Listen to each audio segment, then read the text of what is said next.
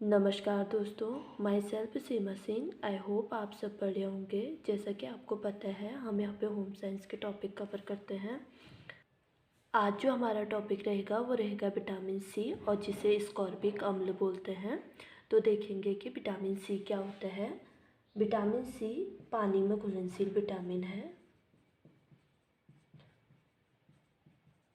पानी में घुलनशील विटामिन है ये। और इसका रासायनिक नाम स्कॉर्बिक अम्ल है। विटामिन सी का रासायनिक नाम स्कॉर्बिक अम्ल है। और इसकी कमी से, विटामिन सी की कमी से स्कर्वी रोग हो जाता है। विटामिन सी खट्टे फलों में पाया जाता है। आंवला, संतरा पाया जाता है।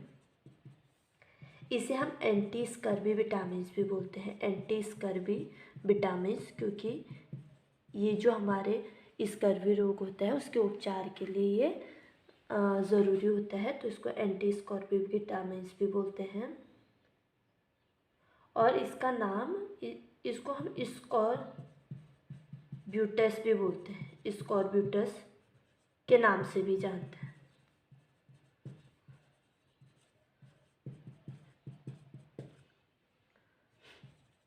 एस्कॉर्बिक अम्ल बोलो या स्कैब्यूटस बोलो, एक ही बात है। और इसका पता जो चला 13वीं शताब्दी में चला। विटामिन सी का पता 13वीं शताब्दी में चला। शताब्दी में इसकी जानकारी मिली। और ये रोग सबसे पहले किस में देखा गया? नाविकों में देखा गया। नाविक, इसको हम नाविक रोग भी कहते हैं। नाविक रोग के नाम से भी जानते हैं। और ये रोग जो है नाविकों में देखने को मिला। सबसे पहले जो नाविक होते हैं वो समुद्र में 5 या 6 महीने ऐसे रहते थे, तो जिससे वो ताज़ी सब्जियां नहीं ले पाते थे। और अगर वो ताज़ी सब्जियां नहीं ले पाते हैं तो उनमें ये रोग देखने को मिला। सबसे पहले नाविकों से पता चला कि विटामिन सी की कमी से स्कर्वी रोग हो रहा है। और 15वीं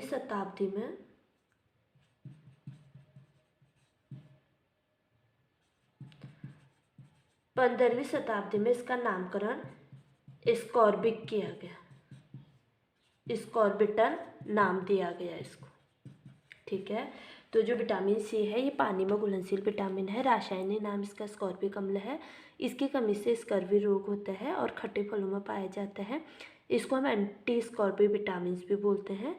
और स्कॉर्ब्यूटस के नाम से भी इसको जानते हैं। 13वीं शताब्दी में इसकी जानकारी मिली, और जानकारी नाविकों से मिली। जो नाविक थे उनमें ये रोग सबसे पहले देखने को मिला। और 15वीं शताब्दी में इसका नामकरण स्कॉर्बिटल पड़ा। अब जो विटामिन सी है इसके 2 रूप हैं, हम उनको देखेंगे कि वो 2 रूप इसके क्या हैं। विटामिन सी के जो 2 रूप है वो है एल स्कॉर्बिक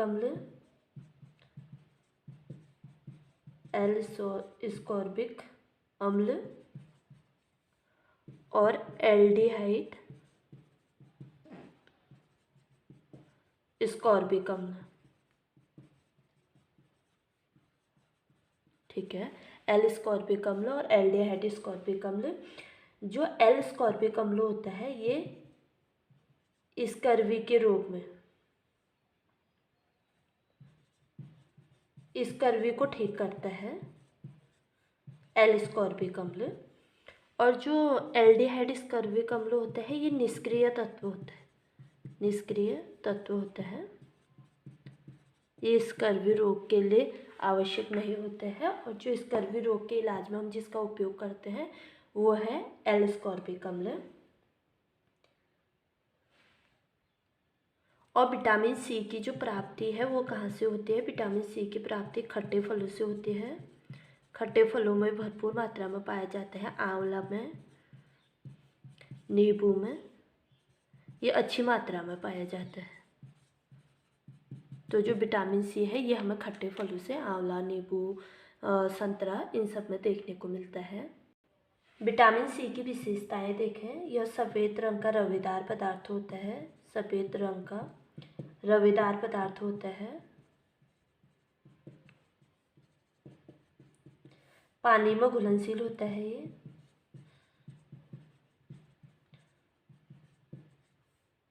और ईथर और बेंजीन में नहीं घुलता है। ईथर और बेंजीन में अघुलनशील होता है। और जो विटामिन सी है, फल को जब हम काटते हैं, विटामिन सी युक्त फल को काटकर अगर हवा में छोड़ते हैं, खुला छोड़ने से ये परिवर्तित हो जाता है।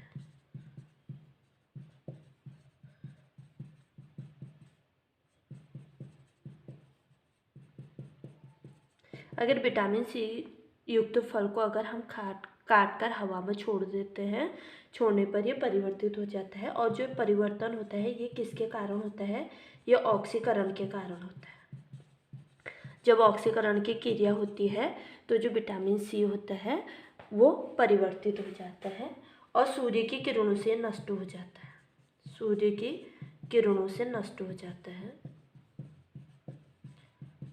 नष्ट हो जाता है।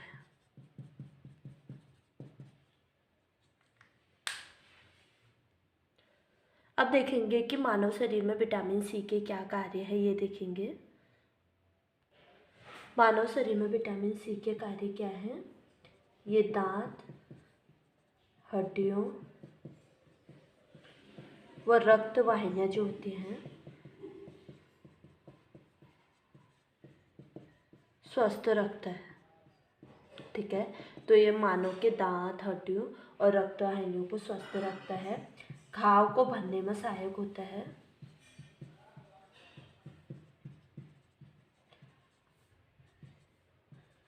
यह लोहे को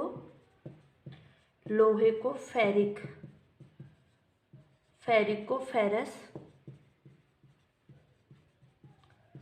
आयरन में बदल देता है। ठीक है, जो आयरन होता है, लोहा होता है, यह उसको लोहे के फेरिक को फेरस आयरन में बदल देता है,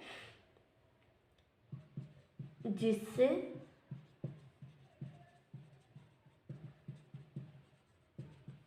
आंत में शीघ्रता से अवशोषित हो जाता है। ठीक है, जो तो लोहे का जो अवशोषण और लोहे के फेरिक को फेरस के आयरन में बदलता है, जिससे जो आत्मा वो शीघ्रता से अवशोषित हो जाता है। आगे देखेंगे इसका मनुष्य के शरीर में और क्या काम है। ये अस्थि मज्जा में आरबीसी के निर्माण में सहायक होता है। आरबीसी के निर्माण में ये सहायक होता है विटामिन सी। और संक्रामक बीमारियों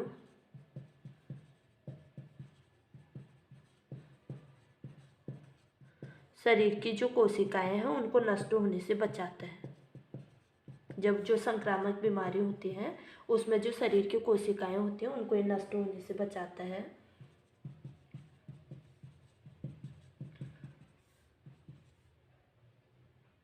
ये कोलेस्ट्रॉल के पाचन में सहायक होता है। और ये शरीर में पथरी को भी नहीं बनने देता है। पथरी को नहीं बनने देता है। ये तो है विटामिन सी के कार्य मानव के शरीर में। ये दांत, हड्डियों और रक्त वाहिनियों को स्वस्थ रखता है, घाव भरने में सहायक होता है। यह लोहे के फेरिक को फेरस आयरन में बदल देता है, जिससे वह आत्म शीघ्रता से अवशोषित हो जाता है। अस्थि मज्जा में आरबीसी के निर्माण में सहायक होता है और संक्रामक बीमारियों में शरीर की कोशिकाओं को नष्ट होने से बचाता है। विटामिन सी कोलेस्ट्रॉल के पाचन में सहायक होता है और पथरी को नहीं बनने देता है बॉडी में। अब हम देखेंगे जो स्कॉर्बिक रोग है उसके कितने प्रकार होते हैं, ये देखेंगे। स्कर्वी रोग जो है उसके प्रकार देखेंगे। स्कर्वी रोग के प्रकार ये 2 प्रकार का होता है। एक तो वैश्कोमा स्कर्वी होती है, वैश्कोमा स्कर्वी, सेकंड है शिशुओं में स्कर्वी। ये अलग अलग होता है, इसके लक्षण दोनों में अलग अलग देखने को मिलेगा। अगर ये वयस्कों को होगा तो ये कमज़ोर हो जाएंगे, स्कर्वी रोग होगा, चिड़चिड़ापन देखने को मिलेगा और आंतरिक रक्तस्राव देखने को मिलेगा। आंतरिक रक्तस्राव होगा, त्वचा का रंग पीला हो जाएगा। त्वचा का रंग इसमें जो वयस्क स्कर्वी होता है इसमें पीला हो जाता है और घाव देर से भरते हैं। घाव देर से भरते हैं, जिसको स्कर्वी हुई होगी उसके जो घाव होते हैं वो देर से भरते हैं। और क्या देखना है, जोड़ों में दर्द देखने को मिलता है। जोड़ों में दर्द देखने को मिलता है स्कर्वी रोग में, वयस्कों में। अब अगर शिशुओं में स्कर्वी हो रहा होगा तो उनमें क्या देखने को मिलेगा, भूख न लगना, भूख नहीं लगेगा तो कमज़ोर, चिड़चिड़े, आलसी देखने को मिलेंगे और चिड़चिड़े, आलसी। और उनकी जो त्वचा होगी उस पे घाव देखने को मिलेंगे, फोड़े फुंसियाँ देखने को मिलेंगी, घाव हो जाते हैं उनके शरीर में, फेस पे। और सांस लेने में दिक्कत होती है, सांस लेने में परेशानी होती है शिशुओं को।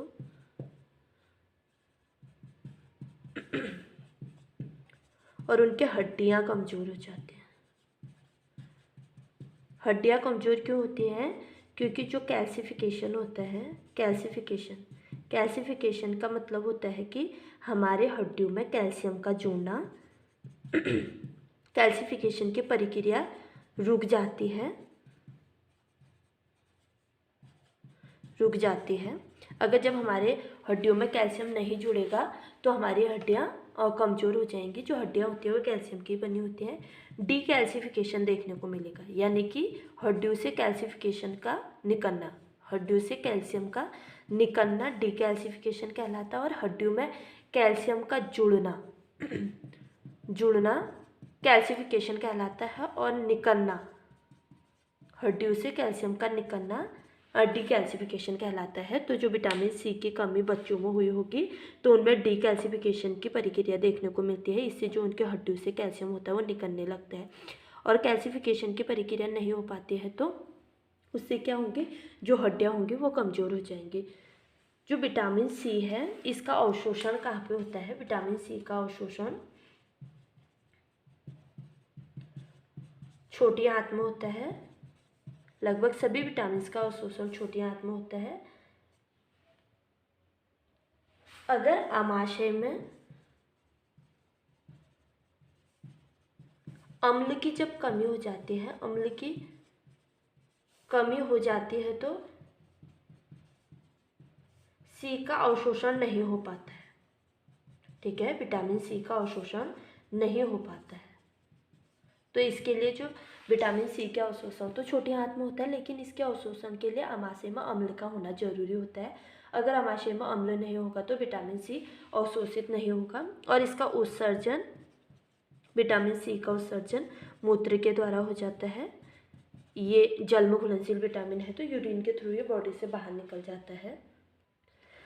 इसका जो संग्रह है बॉडी में वो किडनी की क्रियाशीलता पर निर्भर करता है, किडनी के क्रियाशीलता पर निर्भर करता है। ठीक है, अगर किडनी अधिक एक्टिव है तो विटामिन सी का संग्रह अधिक होगा, और किडनी एक्टिव नहीं है तो विटामिन सी का संग्रह नहीं होगा। तो जो विटामिन सी है ये दो प्रकार का होता है। वयस्कों में जो स्कर्वी होता है इसमें जो लक्षण देखने को मिलते हैं उसमें वो कमज़ोर हो जाते हैं, चिड़चिड़ापन और आंतरिक रक्तस्राव देखने को मिलता है। त्वचा का रंग उनका पीला पड़ जाता है, घाव देर से बढ़ते हैं, जोड़ों में दर्द होता है।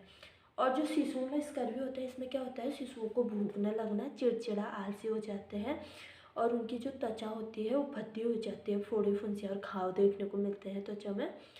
सांस लेने में परेशानी भी होती है बच्चों को और उनकी हड्डियाँ कमज़ोर होती हैं। जो कैल्सिफिकेशन की प्रक्रिया है वो नहीं हो पाती है, वहाँ पे डीकैल्सिफिकेशन देखने को मिलता है। और जो विटामिन सी है इसका अवशोषण छोटी आंत में होता है। आमाशय में अम्ल की कमी हो जाती है तो विटामिन सी का अवशोषण नहीं हो पाएगा।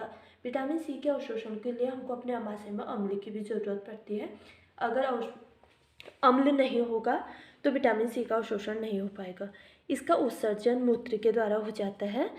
जल में घुलनशील विटामिन है तो ये यूरिन के थ्रू हमारी बॉडी से बाहर निकल जाता है और इसका जो संग्रह है, इसका स्टोरेज बॉडी में किडनी की क्रियाशीलता पर निर्भर करता है कि अगर किडनी अधिक एक्टिव है तो विटामिन सी की जो लेवल होगा हमारी बॉडी में अधिक होगा। अगर किडनी एक्टिव कम है या उनमें कुछ बीमारियां हैं तो विटामिन सी की कमी बॉडी में देखने को मिलेगी। तो आज हमने विटामिन सी, स्कर्वी क्या है ये देखा, और स्कॉर्बिक अम्ल विटामिन सी का रासायनिक नाम है। ये सारी चीज़ें हमने डिटेल में देखी। अगर आपको मेरी वीडियो पसंद आए तो please like, share, comment and subscribe करना ना भूलें।